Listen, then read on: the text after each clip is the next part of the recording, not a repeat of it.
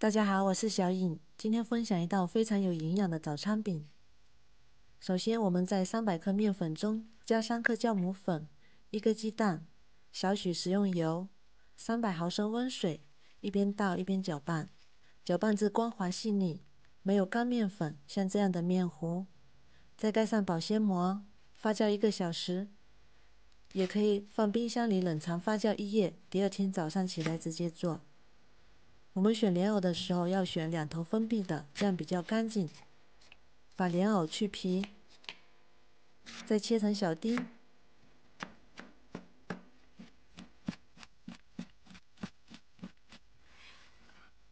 装入碗中备用。把瘦肉也切成瘦肉丁，装入碗中备用。热锅放油，倒入瘦肉丁，炒至肉丁变色，再加1把葱花、2勺生抽、1勺蚝油、适量的胡椒粉，翻炒片刻，再把莲藕也加进来，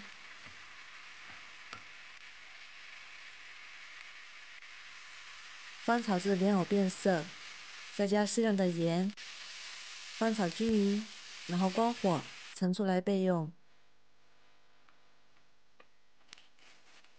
我们的面已经发好啦，发好的面会起许多气泡，不需要搅动。电饼趁预热刷油，加入1磅的面糊，用勺子铺均匀，再铺上我们炒好的莲藕丁，盖上盖子焖2分钟。准备2个鸡蛋，1把葱花，搅散。时间到，我们打开盖子，淋上鸡蛋液，铺均匀，再盖上盖子焖2分钟。再给它翻一面，现在就已经很香啦。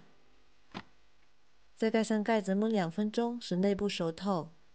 用铲子按压，不塌陷，立刻回弹就已经熟啦。再把它盛出来，切开就可以开吃啦。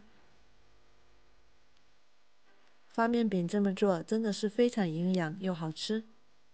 我们打开一个看看，比面包还松软，比馅饼还咸香。